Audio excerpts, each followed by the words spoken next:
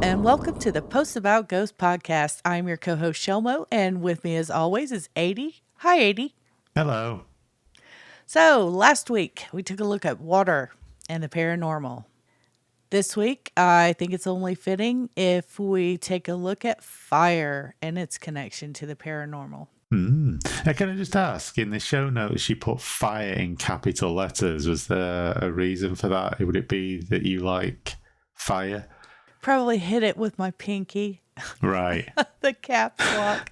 Yeah, more than likely. No particular reason. I Right. wish there was a reason. I wish I could think fast and I'd think of a reason.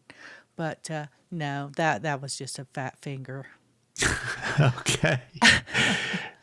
So, fire. It's one of the four classical elements in Greek philosophy and science. Science. The Science. ancient philosopher Heraclitus?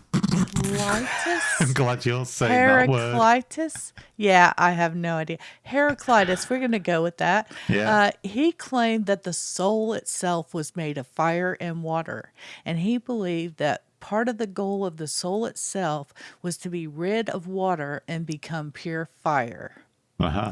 Now, the interesting thing about Heraclitus is that he was known as the weeping philosopher, and he died from hydropsy, which is a swelling due to an abnormal accumulation of fluid beneath the skin. How wild is that? That's pretty wild.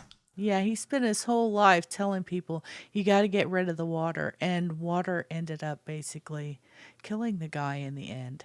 You know, it makes you wonder what's going on with this guy. Did Yeah. he believe that his own fluid buildup was some kind of a curse, or was the way he died just completely inconsequential to the whole thing? Very bizarre and very, what would you Yeah. call that? Very big coincidence. The word fire comes from Old English. The word fire was Yeah. spelled with a Y, F-Y-R. It has been determined that the very first wildfire happened about 420 million years ago, and this was discovered when scientists found the fossils of a group of charred plants from this time period. I was going to say, how the hell would they have known that? It's amazing how they figure these things out, but apparently they found a pretty large group of fossils that turned out to be charred plants, so they're assuming that was the first wildfire, the first one documented anyway. Right. In Greek culture, it is said that the Titan god Prometheus stole fire from the gods and gave it to humans as a gift. Fire worship has been around since prehistory. Yeah. Oh, I'm going to wait. I can't wait for you to pronounce this word. I'm going to take it slow. Yeah. In Zoroastrianism, I think I did pretty well I think you with did. that one, actually. I would have just gone. "Ugh." It is considered to be the purest form of all the elements. Fire has been used in many cultures to purify, ward off evil, and protect homes. Now, how you protect a home with a fire, I don't know, but that was on the list. So, Right. fire basically protected homes at some point in some way. Marvelous. We actually found some interesting connections between fire stations and the paranormal.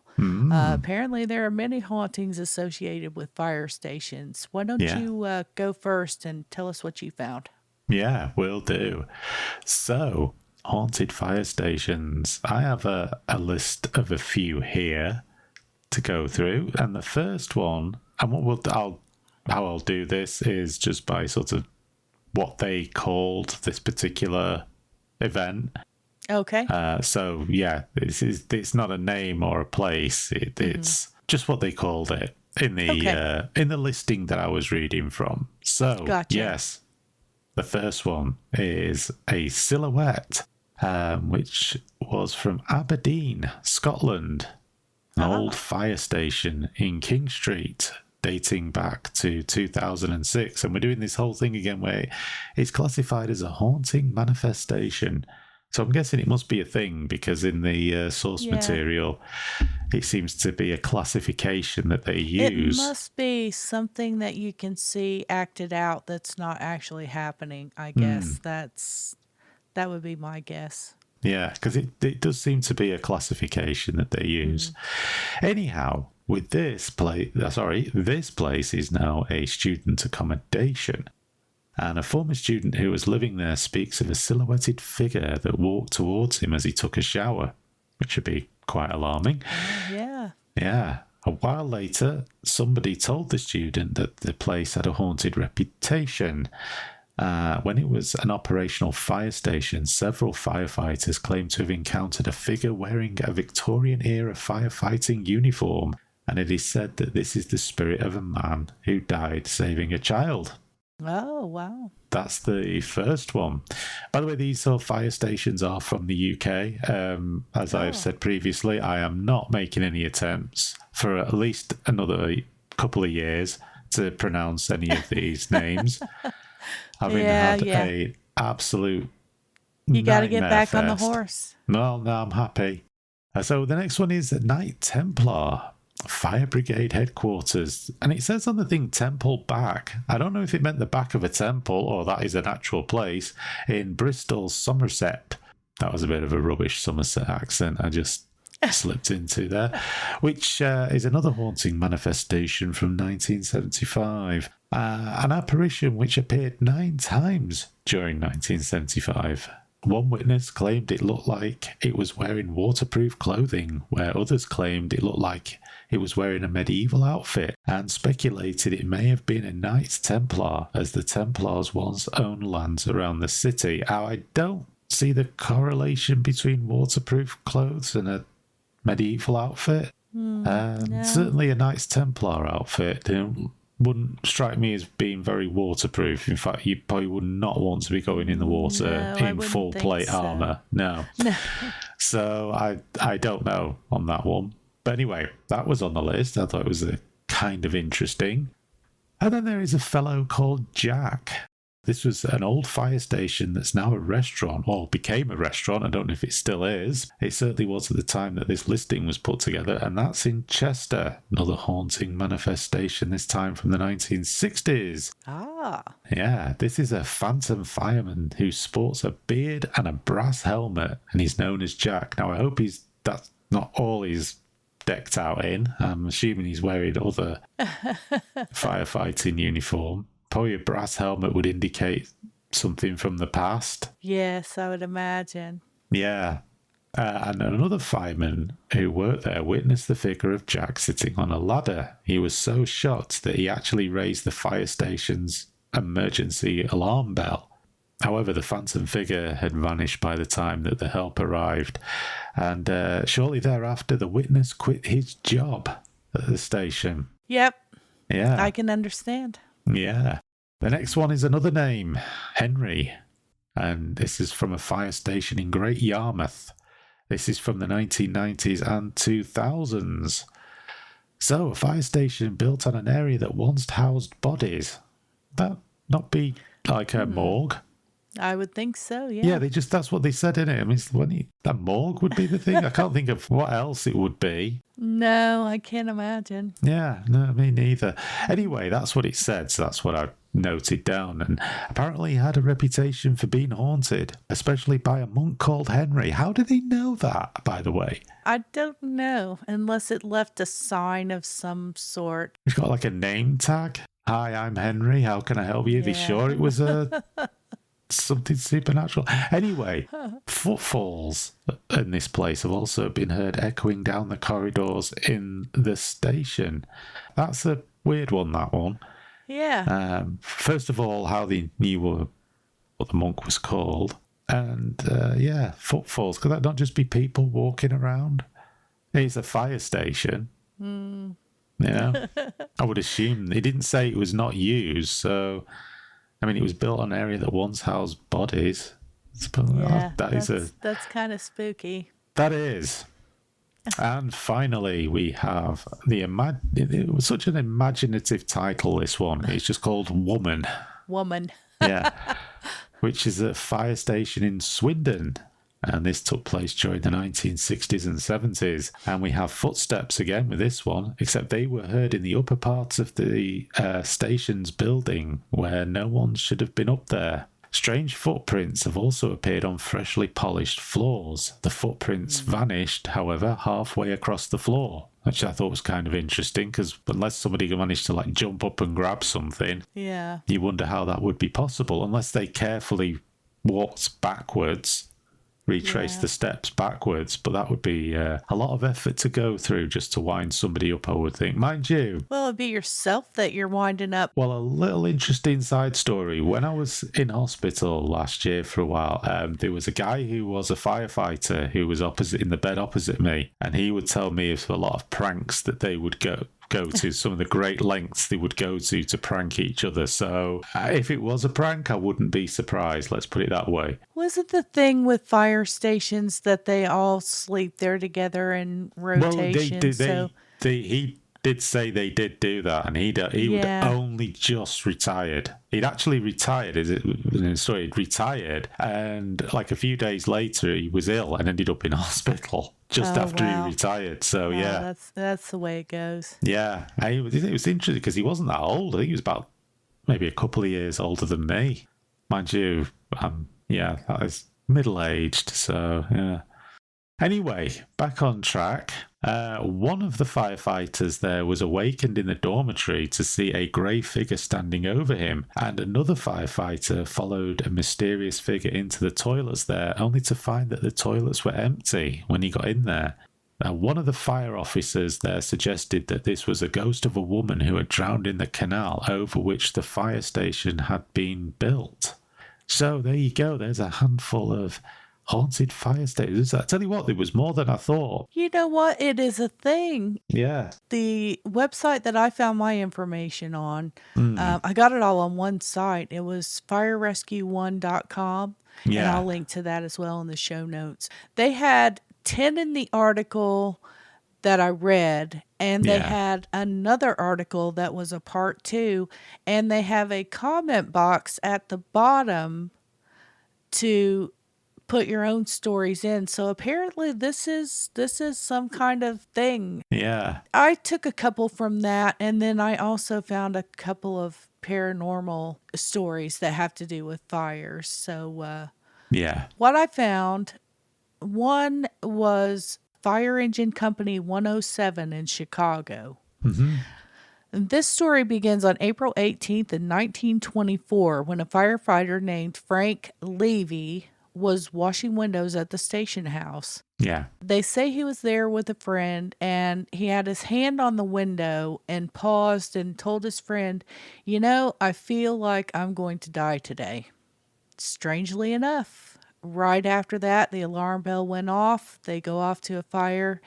8 guys died that day, and he was one of them. Wow. And the interesting thing about this is that Frank's handprint remained on that window that he was leaning on and couldn't be removed by any means. They tried special cleaning chemicals, everything, couldn't get it off. And the article states that some government officials wanted to replace the glass, but they ended up just deciding not to mess with the unknown. I guess they had some friction about people wanting it left alone, and they ended up leaving it alone. And it stayed there in the glass until April 18th, 1944, a paper boy was going by through a newspaper and broke the window. Wow. Exactly 20 years to the date from when Frank Levy was killed in the fire. Right. Wow. I thought that was fascinating. Yeah. Yeah. The next story that I have is about Engine House 35 in Milwaukee, Wisconsin. Now, this one was interesting to me because the firehouse itself was a brand new building. You would think, brand new building, can't be ghosts here. Yeah. Well, there is the little disturbing fact that it was built on the grounds of a demolished mausoleum that had once held 999 bodies. Wow. Now, the bodies were moved to a nearby cemetery before the firehouse was built, but it doesn't seem like some of the spirits went with their graves. Now, can I just say, there seems to be a common thing here on both sides of the Atlantic of building a fire station on the site of places that hold bodies. Stop doing that. Yeah, so it seems a little bit of a strange habit that does need to stop. Yeah, it's causing consequences. Well, the crew named this place the Crypt House. Paranormal activity here includes things like pots filled with popcorn flying off the stove, lights getting unplugged by no one and leaving people in the dark, water randomly going very cold when someone is in the shower. The thing about cold water with this one is the article did say that before the bodies were moved, the mausoleum did hold the bodies of 3 victims of the Titanic. Right. Don't know that that has anything to do with the water going cold, but it is a notable little tidbit of interesting information about that mausoleum. Yeah. There's a couple fire station ghost stories, and again, I'll link to the article in the show notes. They have a comments box at the bottom of their page, so if you have any firehouse stories, take them to the website linked in the show notes and let us all know your story about the fire station. I've got a couple haunted fires, if you will. You know, I live in North Carolina now, but I was born and raised in Indiana. This paranormal story happened in April of 1941 in Odin, Indiana. Right. And this is the story of a farmhouse that caught fire. The owner claimed that the fire looked like it was literally shooting out of the walls. And with this house being built before electricity, there were no electrical wires in the walls, so that was kind of strange for them to see. Yeah. Well, they put that fire out, and the firemen leave. And a little while later, a mattress in another room just randomly catches fire in the house. So they have the fire department come back out. All through the day, random fires kept randomly breaking out all over the house. In total, firefighters put out 28 fires within a 24-hour period at that house in one day. Wow. That's crazy. It is. And the thing about it, they just said everything from paranormal activity to accidents to arson were all theorized to be the cause, but there's still no explanation for how and why that happened. So the other place. Yeah. This haunting took place in Hampton, Tennessee, and it was investigated by Paranormal Technology Investigators, or PTI, from Jonesboro. Mm-hmm. It's a story about a family that moved into an apartment on Dennis Cove Road in 2011. When they contacted PTI, it was discovered that the place was the site of a fire that killed a mother and 3 children. This happened in November of 1996. The family claimed that they heard voices and arguing and even saw full-bodied apparitions in the home. When they would get up to investigate the noises, they would find all of the kitchen cabinets open and all of the contents from the cabinets stacked on the floor. That would freak me out. I don't think I would be able to spend the night in a house where that happened one time. I don't know how people go back and keep doing it. I couldn't do it. Yeah, I'd be packed up and gone. Yeah. But PTI did some EVP work there, and when they came out, and they got one that sounded like a little girl saying, "I see that light." And some of the team wonders if maybe she was talking about the fire. Maybe she was a ghost from the fire. Yeah. In the end, with this one, nothing known about the house now. The family decided to move instead of continuing to deal with the haunting, so they just left. And as far as I know, it was still going on when they left. I don't know anything about what's going on with it now, but that would be enough for me. If things literally moved out of the cabinets and stacked, and I don't know what it is about patterns, but there's something really spooky about something that's stacked or set in a pattern. Yeah. It's almost like it's taunting you. Couldn't do it.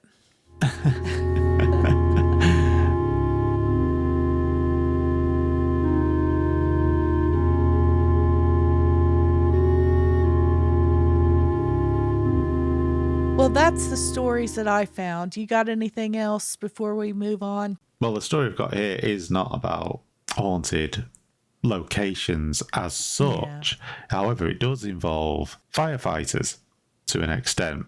So, this is about the Crying Boy picture, which is a mass-produced painting by Giovanni Bragolin. I think that's how you say it. Yeah, I'll go with that. One of those, anyway. This picture is known for an urban legend which started with an Essex firefighter who claimed that undamaged copies of this picture were frequently found in the ruins of burned out houses. Such was the widespread belief that a mass bonfire campaign was organised by the British tabloid newspaper The Sun. After readers had sent in their copies of the paintings, I guess they just wanted rid of them, thinking that they were cursed. Yeah. Now, however, upon investigation of this alleged curse, and this was held at the Building Research Establishment, they found that the painting had been varnished with a substance that was flame resistant, whilst they also came up with the conclusion, I guess when they test things, they set up like a room, don't they? And they light the room on fire. This is how they test furniture and stuff like that to figure out what went on. And what they found was that the string that was used to keep the painting up on the wall would snap quite quickly under heat. I guess like the weight of the painting, when it's in the frame. And when it fell, they found it would fall down and then land face down as well. So it would get some additional protection because it's actually face down. But it is kind of weird, isn't it, that even though it was a mass-produced painting, that it would still be like in all of these houses that were burnt out, and here's just this painting that isn't. I mean, I know it's flame resistant, but it's not flame proof. It just means that it'll resist to a certain point, but it's not fireproof. It's still going to get damaged. But I guess it's like a weird combination of factors. Yeah, I know there was another really popular painting at the time, and I don't know what it was called, but it's like this. I guess it's like a hay cart in a stream, and that you used to see that sort of everywhere over here as well. So I suppose it was a very similar type of thing. A lot of people had this particular painting.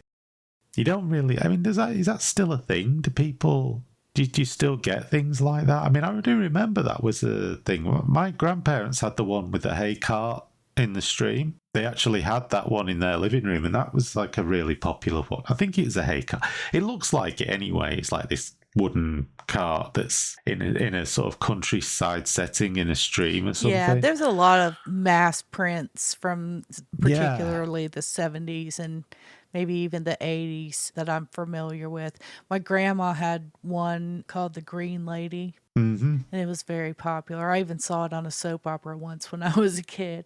Right. But the Crying Boy, well, I have it. As soon as I found out about it, I went on and on until you actually sent it to me from the UK. Yeah. It's still on the roll right now. I have to get it stretched and hung. You make sure you get a frame that when it drops, it lands face down. Well, the thing with this, they call it a curse. But the story goes that every house they walk into, the whole place is burned except for the wall that this painting is on. So I'm thinking, I would want that over my head, behind my bed, over my head, protect me. If any wall is going to not burn, let it be the one that I'm sleeping on. So.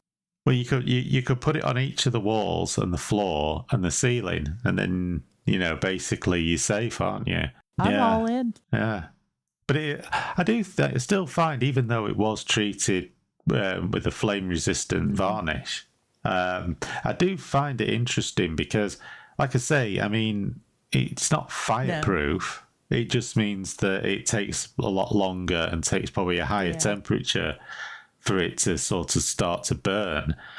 But yeah, I mean, they were undamaged. That was the claim. They weren't damaged at all. Well, the picture frame, that wouldn't be treated with the same varnish because you buy the picture and then put it in your own frame.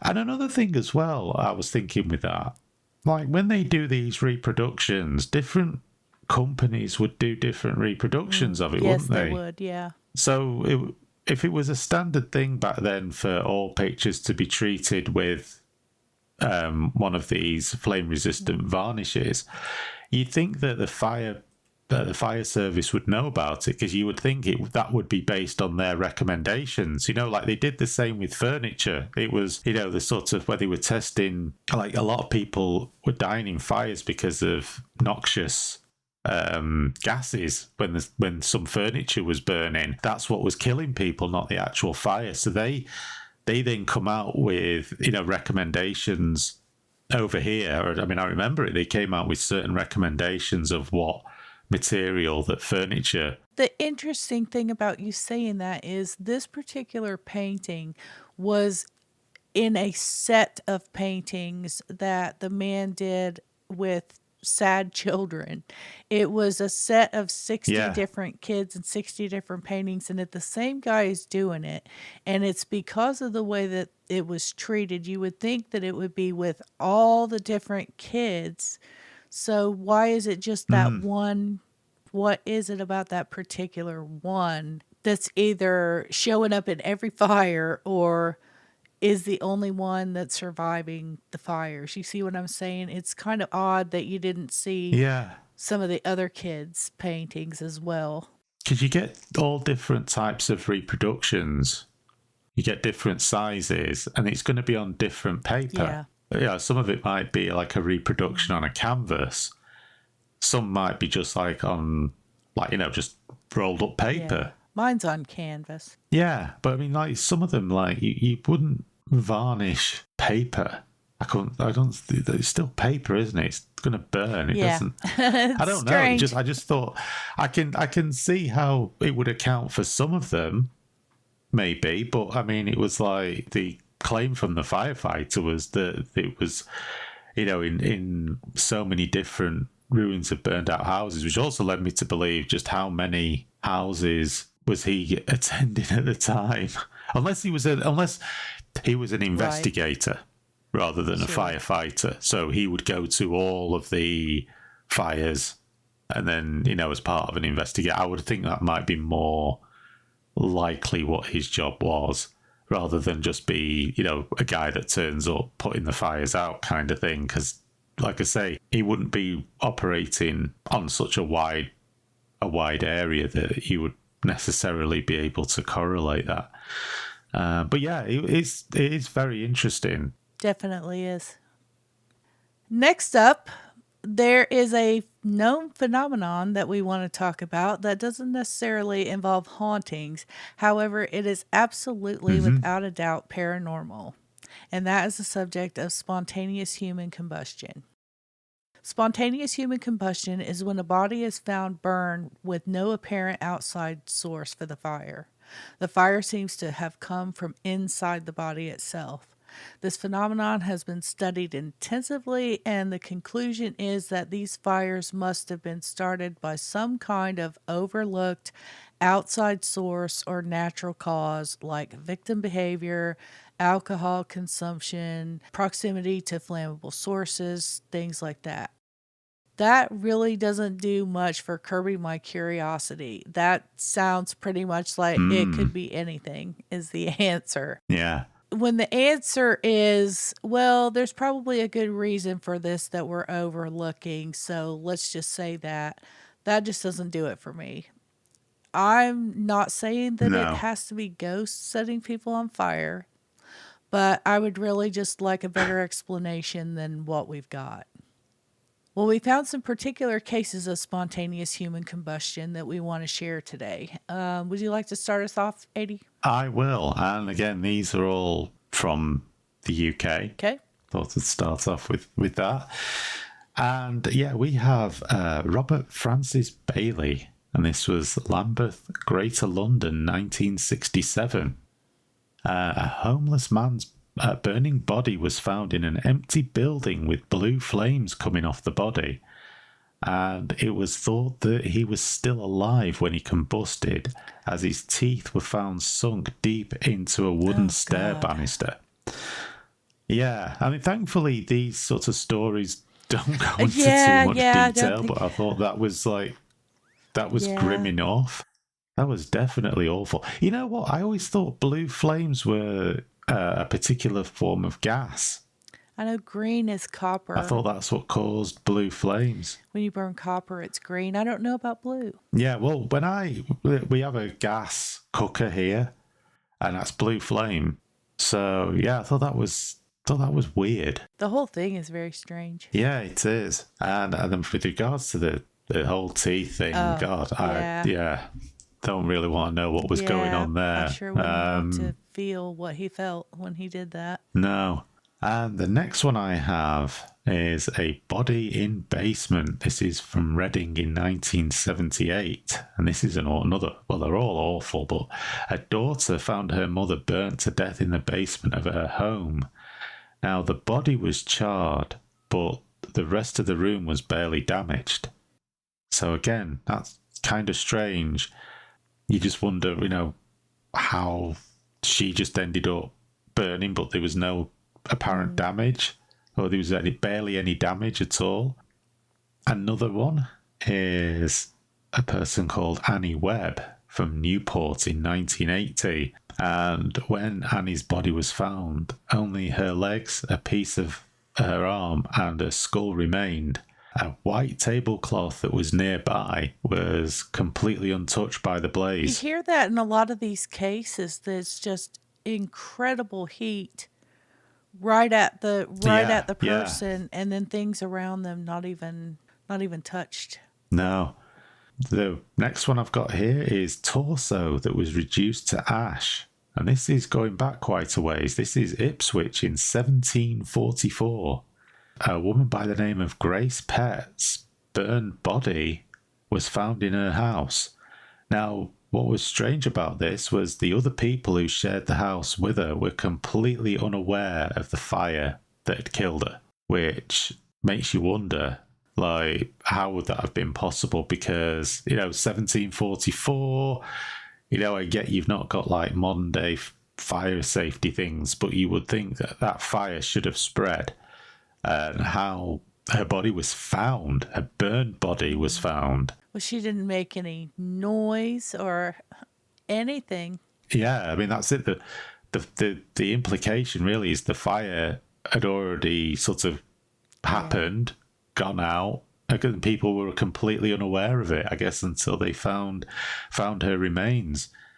And the last one I've got, and this is another one that goes back a ways, is a soldier, and that's setting from Colchester in 1888, whereby the body of a soldier was found in a hayloft, and much of his torso was burned, but his legs and boots were undamaged, and so was the surrounding area. Now, what I found remarkable about that, a hayloft, I would have thought it's going to be super combustible. Yeah.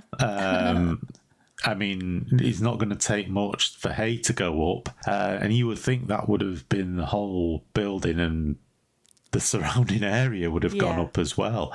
But no, I mean, just literally, it's like the body in situ is just in that area, just the body is burned, but it's not sort of caused the fire to spread to anything in the surrounding area. That's just amazing. And as I'm aware, hayloft, even if there was no hay in it, it's going to be dusty, but it's also going to be made out of wood. I mean, when I think of a hayloft, I just think of a wooden building with hay in it. And even if the hay had been removed, it's still a wooden building, and I would still think it'd be like a tinderbox. Yeah.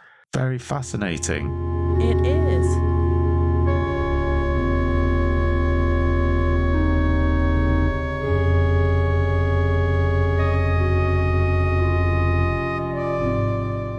I want to round up the show by talking about fire spirits a little bit. But before that, I did have a couple of those paranormal, spontaneous human combustion stories myself from over here that just, they seem to have a common theme where the person is burned completely and nothing around them is harmed. First one that I have is the story of Mary Reeser.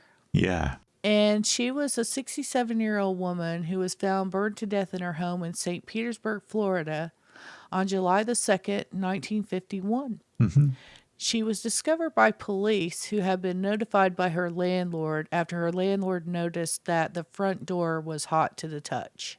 She was found completely burned except for one leg, and I do believe I have seen the I picture. was just gonna say, I'm pretty certain it's a horrific picture that Yeah, you see. It's literally like it looks like a leg, like yeah.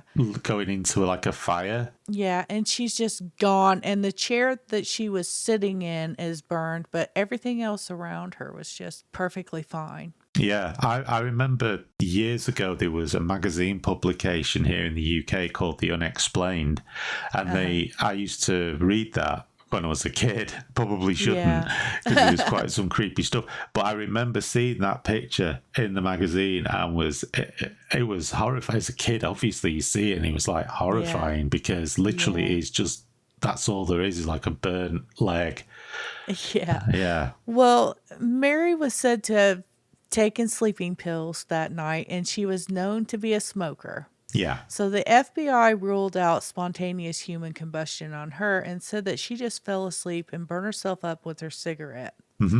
Now, I've thought about this, and I think even if I had been taking sleeping pills, unless I took a whole bottle and was trying to kill myself or something like that, if Yeah. I had just taken a sleeping pill or two, if I dropped a hot cigarette on myself, I would have noticed that and long before I completely burn up. So Yeah. I'm not saying that I would have been able to put out the fire even, but I'm saying that they would not have found me burned and my leg just casually chilling in a chair. They would have found whatever was left of me wherever I stopped running around and screaming. Well, I yeah. can't imagine a scenario where a burning cigarette touching my body wouldn't have alarmed me in time to get me up and moving in some fashion. Well, yeah. I mean, even if you were sort of that inebriated, Yeah, you would think at the part where you start to catch fire,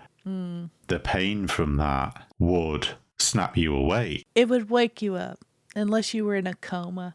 Yeah, well, yeah. I mean, it does say about the sleeping pills.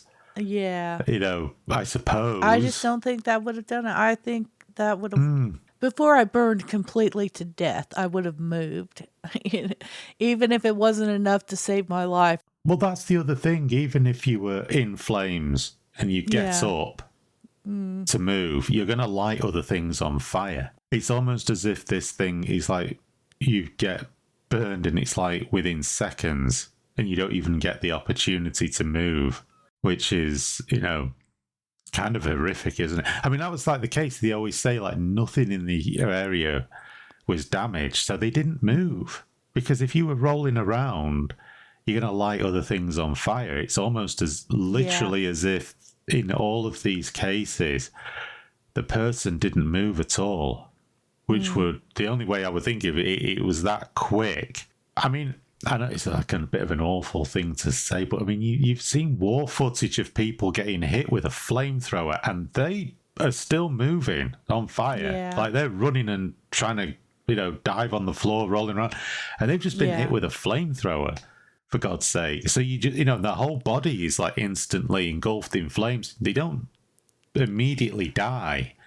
So it No. just makes you wonder, doesn't it? I mean, okay, Yeah, it might be a case of being completely unconscious, taking too many sleeping pills and alcohol, but that's not the case for everyone.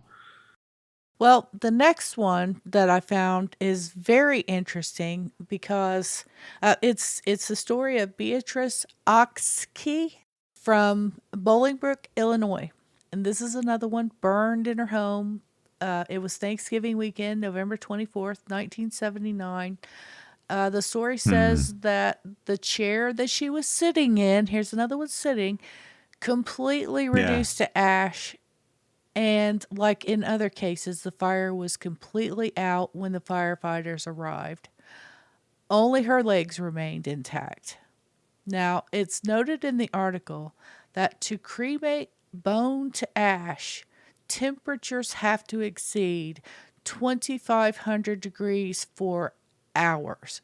And that's 2,500 Yeah. degrees Fahrenheit for hours. Hmm.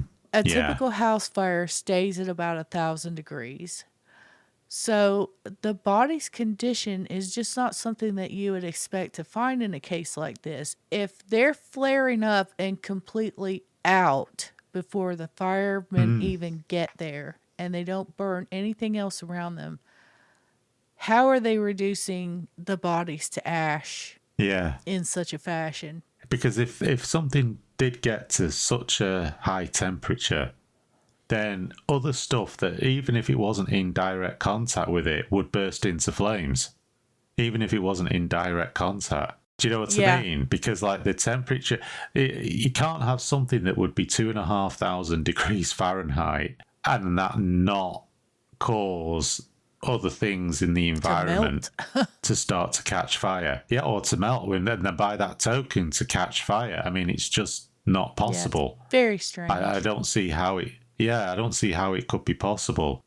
If you think about it, if you hold a piece of paper, above, say, a cigarette lighter, even without touching the flame, it will start to burn. Yes. After a period of time as the temperature increases, even though it's not in direct contact with it.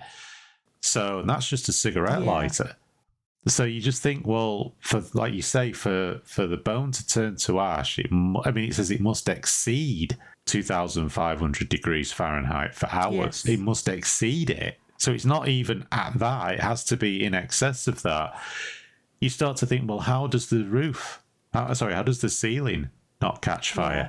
Why is there no damage up there? I mean, like I say, just something that is a lot lesser temperature. I mean, you can see people can pass the hand over, a cigarette lighter without you bursting into flames. So, if paper will, Yeah. what I would think would be a much lower temperature and much lower intensity, and obviously you're talking of the difference between a tiny flame that you would use to light a cigarette and a whole person, or the majority of a person. That is a lot bigger flame. And at that temperature, just how is it that the whole room doesn't go up? That's incredible. Yeah. I don't want to see anyone burned alive, but I wish that somebody had this on video. I would love to know how it's possible that something flares up and goes away like this. Maybe with not even with a person there. If somebody could just show me a flame that could do this, burning anything, I would be very interested to see that happen. Yeah, the only thing I can think of is it's more of a chemical reaction as opposed to fire.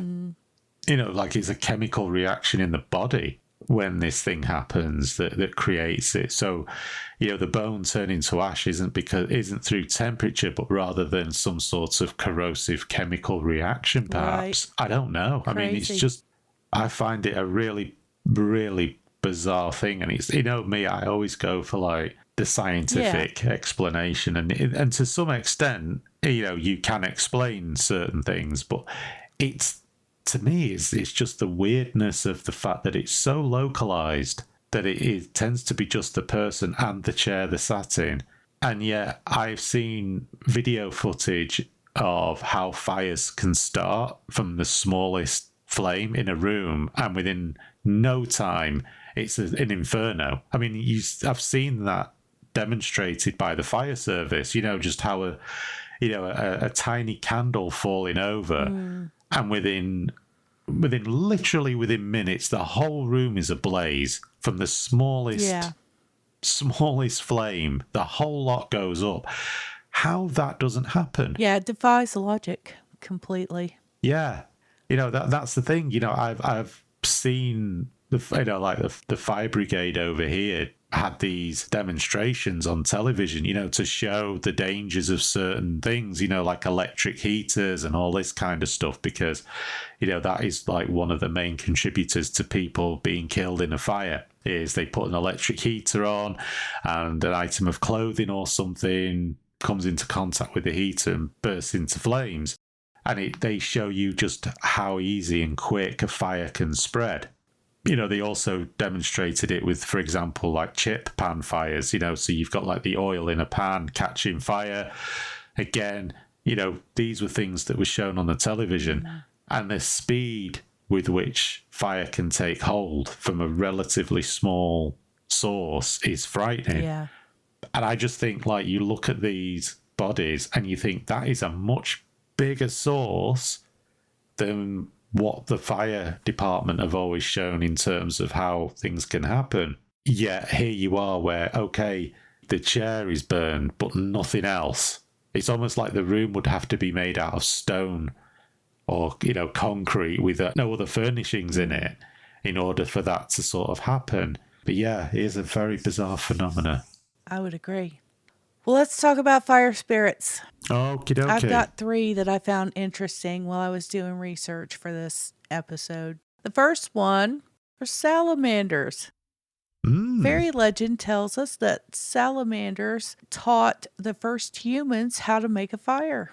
Some stories say that salamanders can make and put out fires, and others claim that they are made of fire themselves. This legend is thought to come from real-life salamanders who hibernated through the winter inside of logs.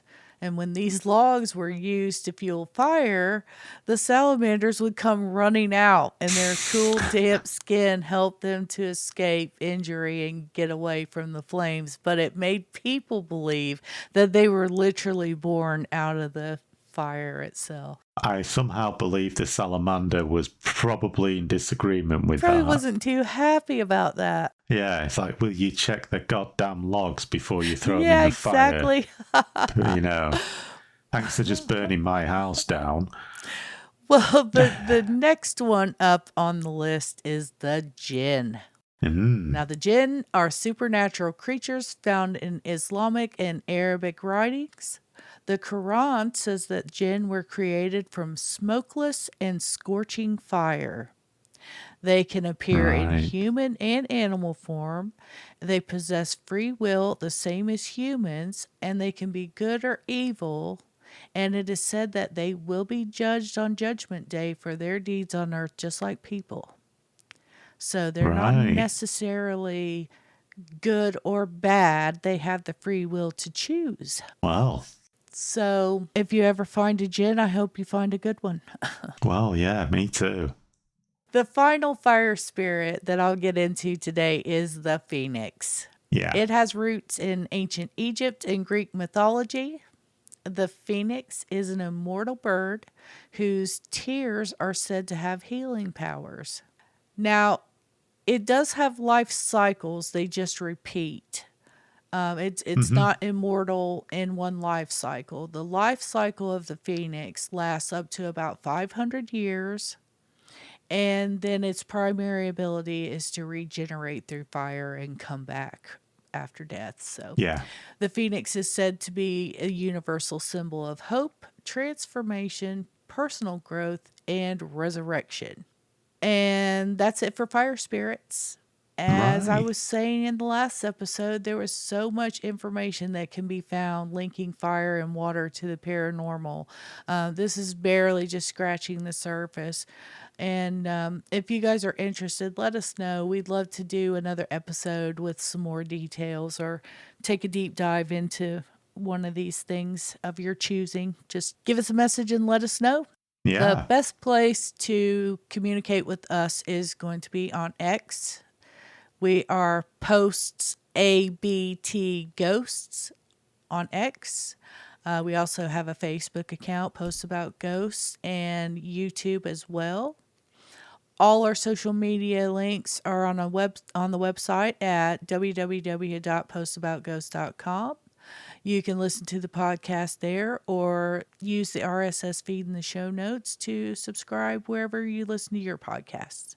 And that's it for this week. Yeah. Oh, yeah. Just quickly, from my side of things, if you want to find out more with regards to the incidents from this episode that have details such as the firehouse hauntings and the spontaneous combustion, the source for me was the paranormaldatabase.com. So if you want to find out more, it just has very brief information, but it does tell you where these places are. which are handy if you ever want to visit places, I guess. But also, it's just handy as a good starting point as well if you want to find out more information. A pretty good database just to have a good jumping off point. Well, we'll give that link in the show notes as well. Yeah. All right. Bye. Okie dokie. Bye.